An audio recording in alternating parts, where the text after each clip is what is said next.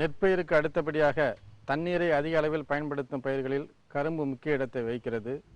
ஒரு ஹெக்டேர் பரப்பளவுள்ள கரும்பு சாகுபடி செய்யறதுக்கு ஒரு வருஷத்துக்கு கிட்டத்தட்ட 2000 to 2500 மில்லி தண்ணீர் தேவைப்படுகிறது. ஒரு டன் கரும்பு உற்பத்தி பண்ணால் நமக்கு 125 டன்னு நீர் தேவைப்படுது. அதே போல் ஒரு டன் சர்க்கரை உற்பத்தி பண்ணுன்னா 1350 டன் நீர் தேவைப்படுகிறது. நம்ம பார்த்தோம்னா கரும்போட மொத்த இடையில 80 to 85% தண்ணீர் தான் இருக்குது. இந்த கரும்பு பயிரில் தண்ணீரின் பங்கு என்னன்னு பார்த்தோம்னாக்கா, பயிர் நேராக நிற்கிறதுக்கும் வெயிலில் வாடாமல் இருக்கிறதுக்கும், மேலும் பூமியிலேருந்து தேவையான சத்துப் பொருட்களை உறிஞ்சி எடுத்துக்கொள்வதற்கும், ஒளிச்சேர்க்கை மூலம் தயார் செய்த சர்க்கரை மற்றும் சத்துப் பொருட்களை சேமிப்பு திசுக்களை சேமித்து வைப்பதற்கும் பெருமளவில் பயன்படுகிறது. கரும்பை பொறுத்தவரை நாம் ஒரு வருடத்தில் கிட்டத்தட்ட 38 to 40 தடவை நீர்ப்பாசனம் செய்கிறோம். இதை பயிரின் வளர்ச்சி பருவத்தை பொறுத்து வெவ்வேறு சமயங்களில் வெவ்வேறு விதமாக அளிக்கிறோம். கரும்பின் வளர்ச்சி பருவத்தை பொதுவாக நாம் 4ஆக பிரிக்கலாம். அதாவது முளைப்பு பருவம், 35 நாட்கள் வரை கரும்பில் முளைப்பு பருவம் என்று சொல்லுவோம். இந்த பருவத்தில் நாம் வாரத்திற்கு ஒரு தடவை 5 தடவை நீர்ப்பாசனம் செய்தால் போதுமானது. முளைப்பு பருவத்தில் நீர் கட்டும் பொழுது அடிக்கடி நீர் பாய்ச்சுவதால் கரும்பில் தேக்கி வைக்கப்பட்டுள்ள சர்க்கரை சத்தானது, சுக்ரோஸ் என்ற சர்க்கரை சத்தானது குளுக்கோஸ் என்ற சத்தாக மாறி முளைப்பு சீக்கிரத்தில் ஏதுவாக வழிவகை செய்கின்றது. எனவே இந்த பருவத்தில் ஒரு வாரத்திற்கு ஒரு தடவை கிட்டத்தட்ட 5 முறை நீர்ப்பாசனம் செய்ய வேண்டியது அவசியம். 35 to 100 நாட்கள் வரை கிளைப்பு பருவம் என்று கூறுகிறோம். இந்த பருவத்தில் பயிர் சிறிது வாடும் நிலையை உருவாக்க வேண்டும். அப்பொழுதுதான் பயிரின் வேர்கள் ஆழமாக சென்று பூமியில் உள்ள சத்துக்களை உறிஞ்சுவதற்கு ஏதுவாக இருக்கும். எனவே இந்த தருணத்தில் 10 நாட்கள் இடைவெளியில் நீர் கட்டினால் போதுமானது. கிளைப்பு பருவத்துக்கு அடுத்த வளர்ச்சி பருவம். இந்த பருவத்தில் கரும்பு பயிர் நன்றாக வளரும், ஒளிச்சேர்க்கை மூலம் அதிக உணவுப் பொருட்களை தயாரிக்கும். இந்த பருவத்தில் அடிக்கடி தண்ணீர் கட்ட வேண்டும்.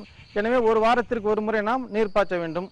அறுவடை சமயத்தில் சேர்க்கப்பட்ட சர்க்கரை சத்தானது சேமிக்கப்படுவதால் இந்த பருவத்தில் தண்ணீர் கட்டும் இடைவெளி நாம் அதிகமாக்கிக் கொள்ள வேண்டும். அதாவது 13 to 15 நாட்களுக்கு ஒரு தடவை தண்ணீர் கட்டினால் போதுமானது. எனவே இந்த 4 பருவங்களிலும் கிட்டத்தட்ட 38 to 40 முறை நாம் நீர்ப்பாசனம் செய்கின்றோம். பொதுவாக நம்ம கரும்புக்கு தோட்டக்கால் முறையில் தான் தண்ணியெல்லாம் கட்டுறோம். இப்படி கட்டும்போது அகன்ற பாறாக இருப்பதால் தண்ணி இந்த பார்களுக்கிடையே 3 அடி தூரத்துக்கு ஃபுல்லாக ஓடுது. அப்படி ஓடும்பொழுது களைகள் அதிகமாக நீரை எடுத்துக்குது. மேலும் கிணற்றுக்கும் வயலுக்கும் இருக்கிற தூரம் அதிகரிக்க நமது நீரின் விரயம் அதிகமாக போகுது. இதை தடுப்பதற்காக தான் தற்சமயம் விஞ்ஞான முறையில் சொட்டு நீர் பாசனத்தை அறிமுகப்படுத்தி இருக்கிறோம். சொட்டு நீர் பாசனம்னா என்னன்னாக்கா, நாம் தேவையான தண்ணீரை பயிருக்கு அருகிலேயே மிக மிக குறைவான அளவில் கொடுப்பது தான். இந்த முறையானது 1940ஆம் ஆண்டு இஸ்ரேல் இன்ஜினியர் ஜிம்சன் பிளாசா என்பவரால் கண்டுபிடிக்கப்பட்டு 1964 செயல்படுத்தப்பட்டதாகும். அந்த காலகட்டத்திலே அமெரிக்காவிலும் ஆஸ்திரேலியாவிலும் அதிக அளவில் பின்படுத்தப்பட்டது. தற்சமயம் இந்தியாவிலும் அதிக பரப்பளவில் கரும்பில் சொட்டு நீர் பாசனம் செயல்படுத்தப்பட்டு வருகிறது. நாம் பொதுவாக கரும்புக்கு 3 அடி பார் எடுக்கிறோம். இந்த 3 அடி பார் எடுத்து சொட்டு நீர் பாசனம் அமைப்பது என்றால் ஒவ்வொரு வருஷக்கும் நாம் சொட்டு நீர் பாசன முறை அமைக்கும் போது கிட்டத்தட்ட ஒரு ஹெக்டேருக்கு 1,12,000 ரூபாய் செலவாகுது. ஆனால் இந்த நடவு முறையை மாற்றி இணைவரிசை நடவு முறை என்ற புதிய உக்தியை பயன்படுத்தினால் நாம் சொட்டு நீர் பாசனம் அமைப்பதற்கு செலவிடும் தொகையை கிட்டத்தட்ட ஹெக்டேருக்கு 52,000 ரூபாய் வரை குறைப்பதற்கு வாய்ப்பு இருக்கிறது. சொட்டு நீர் பாசனத்தில் பல அனுகூலங்கள் உள்ளன. முக்கியமாக பார்த்தோம்னா நம்ம பயிருக்கு பயன்படுத்தக்கூடிய பாசன நீர் 50% மட்டும் பயன்படுத்தினால் போதுமானது. எனவே பாக்கி இருக்கிற 50% தண்ணீரை கொண்டு அதிக பரப்பளவு நம்ம பாசனம் செய்யறதுக்கு வாய்ப்பு இருக்கு. மேலும் குறுகிய நேரத்திலே அதிக பரப்பளவு நம்ம நீர்ப்பாசனம் செய்யலாம். அது மட்டும் இல்லாமல் தண்ணீரோடு கலந்து நம்ம உரத்தையும் சேர்த்து கொடுப்பதனால உரத்தின் உபயோகத்திறன் கூடுதலாக இருக்கிறது.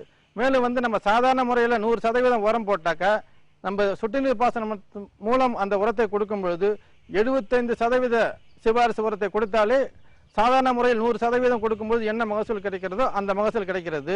மேலும் மேடுபாகான இடங்களுக்கும் இந்த சொட்டு நீர் பாசன முறையானது சிறப்பாக செயல்படுகிறது.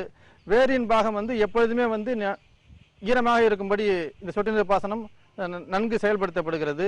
மேலும் மண்ணின் பௌதிகத்தன்மை நீர் தேங்கி இல்லாமல் இருப்பதால் அதிகமாக காக்கப்படுகிறது.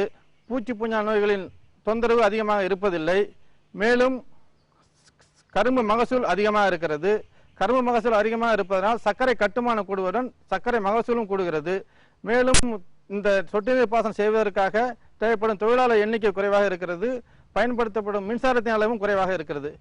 எனவே இந்த நிலையில் சொட்டு நீர் பாசனம் என்பது விவசாயிகளுக்கு கிடைத்த ஒரு மிகப்பெரிய விஞ்ஞான ரீதியான லாபம் தரக்கூடிய ஒரு தொழில்நுட்பமாகும். எனவே சொட்டு நீர் பாசனத்தை இணைவரிசை முறையில் பயன்படுத்தி நல்ல கரும்பு மகசூலும் சர்க்கரை மகசூலும் அடைய வேண்டும் என்று கேட்டுக்கொள்கிறேன்.